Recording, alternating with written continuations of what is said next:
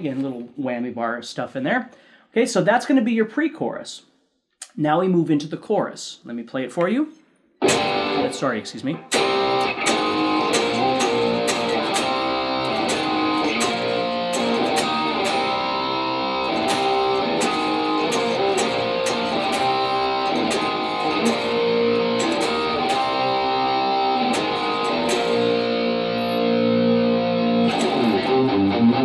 Head right back to where we were before. So let's break down the chorus section here. So the chorus, what I'm doing is I'm moving from the 3rd fret, these are all power chords, I'm moving from the 3rd fret of the 5th string to the 4th fret of the 6th string. So I'm going kitty corner. Okay? And then what I'm going to do is move up to the 6th fret, which is B flat, and I'm going to do a slide up to the 8th fret, and I'm going to head right back to that B flat or 6th fret. So it sounds like this. Okay? Now remember, if you have problems with your power chords at all, with them being noisy or things like that, look for some of my tutorials on power chords to try and fix that a little bit. So when I'm on the 5th string, obviously I'm strumming 5, 4, and 3. When I move to the 6th string, I'm strumming 6, 5, and 4. Then what I'm going to do is just head back to the 3rd fret. Now the question always comes up, well, why am I using 3rd fret here when I could be using 8th fret here? It doesn't matter. You can use it anywhere. The goal here is that what you're looking for is visualization. What can you remember the best? It's easy for me to remember this motion because when we go into the second part here, you'll kind of see why. So I'm going... Okay. Then what I'm going to do is I'm going to bypass that 3rd fret. I'm not going to strum it again. I'm going to go to the 4th fret of the 6th string. So I'm making a shape right there. I'm going 4, 6 on the 6th string, and then 6, 3 on the 5th string. So it looks like this. Okay, so I have...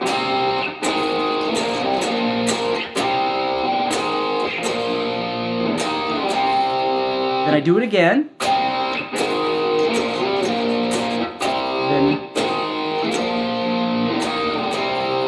And then it ends with a 4 and a 6. And it stays here. And then we go back. Then it heads right back again. So there's your 3rd section now. Okay? So we have 3 to 4, da-da-da-da-dum. Okay? So you're going to visualize that section now. Okay? Then that leads us into the solo. So that's the next part for us to deal with. So as best I can for you, I'm going to break down the solo. Okay? And if there's techniques in there that you don't understand, please, again, go back. I know I say that over and over and over, but it's important for you to understand that there are lots of videos that I've made that will describe many of these. If for some reason you have a question on a particular technique, click on the link below and say, hey, Steve, how do you do this? Or how would you do this? And I'll be more than happy to talk about it with you. So now we're going to start the solo. The solo starts with a depression of plucking the 3rd string, open, and then just slowly depressing the whammy bar. Kind of sounds like there's an octave thing on there as well, but for now I'm just going to show you how to do it without a pedal or anything like that, any special pedals. So I do that little... Okay, now what I'm going to do is I'm going to go to the 8th fret of the 3rd string. Okay, and then I'm going to move into the octave section. Let me show you this and then I'll explain it to you. So I'm coming from here.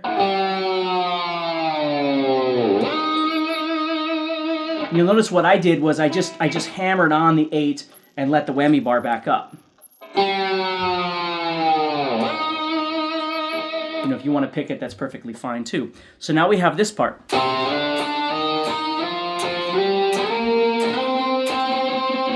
Okay, so what I'm doing there is I'm making octaves, which means I'm actually making like a 5th string power chord. But the middle note, which is my ring finger, I don't want that note. All I want is the 1st finger and the pinky note. Now, if you'd rather use your 3rd finger instead of your pinky, it doesn't matter. It's perfectly fine, but you're skipping a string in the middle. So when you strum this, the key is you want to get sound from the 5th string and the 3rd string, but you want to kill all the other strings. So when you strum, these other strings don't make sound. Okay?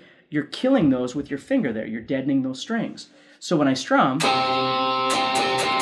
all you're hearing are those two strings. So what I'm playing is the 3rd fret, C, and I'm sliding up to the 5th fret. So I'm going, and then I'm going to do the same thing from 5 to 6.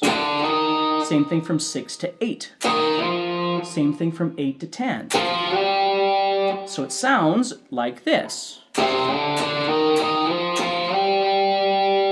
Okay, so I'm coming off that depression into the 8. Then I'm doing those octaves. Okay, then I'm going to do a slide right into the 13th fret. Again, 5th string octave thing. We're doing the same thing. But the rhythm changes here. So I'm going.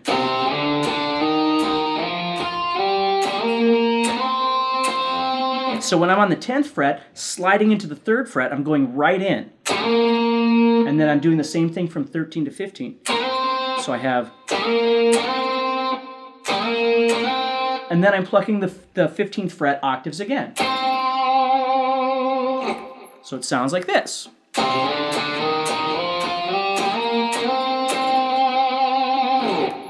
Okay, so that's the first section of the solo. Again, trying to get used to those octaves. Kill everything you don't want, deaden out all the strings you don't want except for the 5th and 3rd strings. And you kind of strum everybody, okay, but you got to make sure all the strings are deadened. Then we go into this little tapping thing here, this.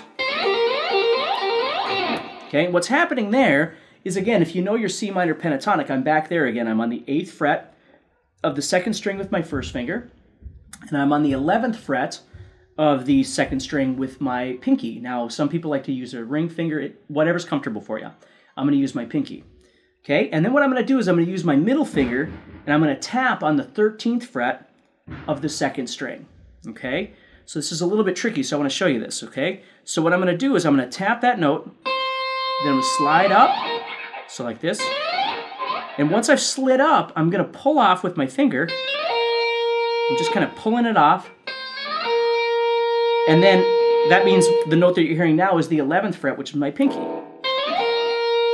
Then I'm going to do a pull off, then a hammer on, back to the 11 again. So you're hammering with your middle finger here. You're going to smack that 2nd string, and then you're going to slide up and do a little pull off. It doesn't matter how far you slide up. You're just sliding up. And then after you do that, you're going to do your pull off and your hammer on again. So this is the trickiest part of the solo.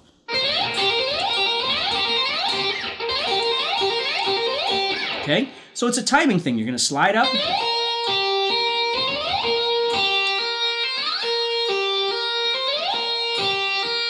Okay, so you do that 4 times. And then you're on this note.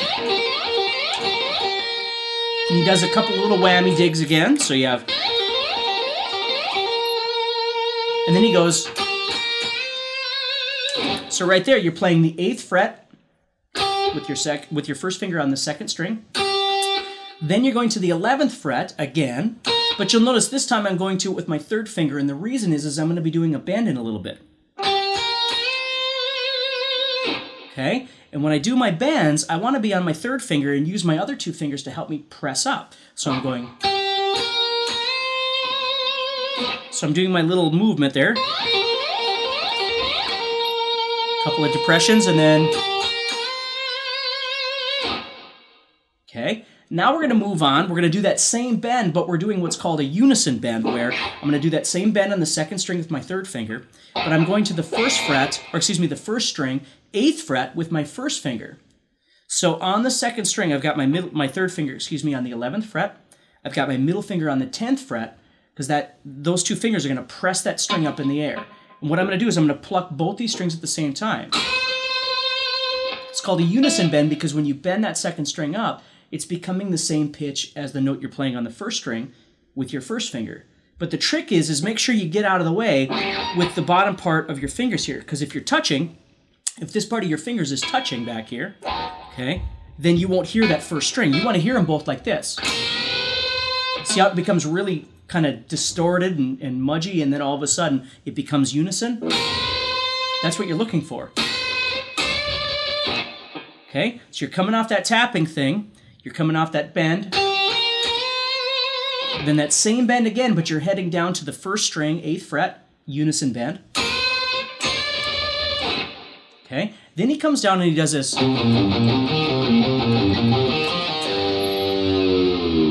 Okay, so it's kind of like the beginning, only it's a lot faster. So here, you're going to have to implement alternate picking to be able to do this fast enough. So let me show you the pattern, then we talk about the picking. So what I'm doing here is I'm going, okay, I'm not going to the 3rd fret right away, I'm going 3, 1,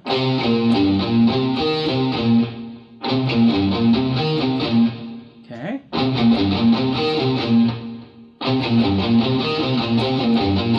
okay, so I'm coming off this thing here.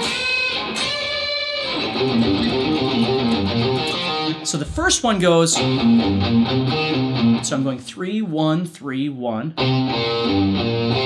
So it's all 3, 1, 3, 1, obviously. So I'm going 3, 1 on the 5th string, 3 on the 6th string, back to the 1 on the 5th string.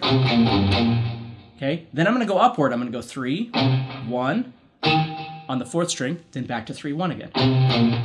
So the first thing is to kind of break that apart. You have 3, 1, 3, 1. So 3, 1, 3, 1. And then you've got 3, 1, 3, 1 again, but you're going that way. So you have, okay? And you'll notice with my right hand, what I'm doing is I'm alternate picking and palm muting.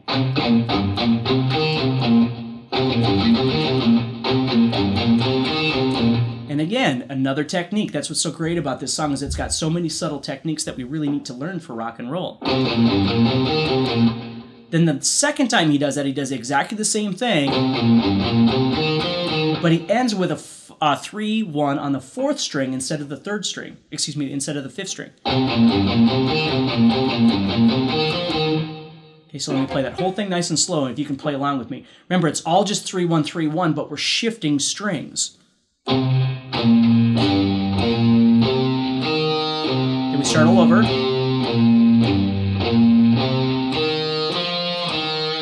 Okay, and for me, a lot of times when I'm trying to learn these patterns, if I'm having a hard time wrapping my brain around it, I just watch it over and over and over. I don't try and play along, I just watch it. I visualize it, I memorize it. And then once I've got it in my head, then I can go and start working on what it looks like, what it sounds like. So because this is going to use alternate picking, the first thing you'd want to worry about is just getting the pattern itself. Don't worry about the picking pattern. Don't worry about alternate picking. Just play them all down if you need to. Once you've just sort of established that left hand movement, though, that's where you're going to start implementing that right hand of doing a constant alternate pick. Then what he does at the very end of that is he goes to the 6th string 3rd fret, plays that, and then he depresses the whammy bar again. So it sounds like this.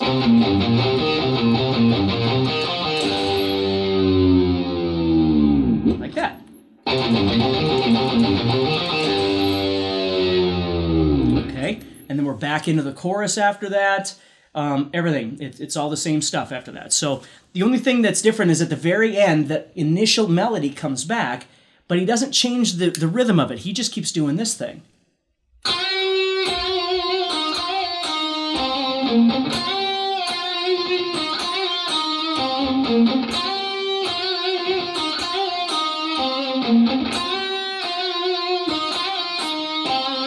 It just keeps doing that over and over and over until the song fades.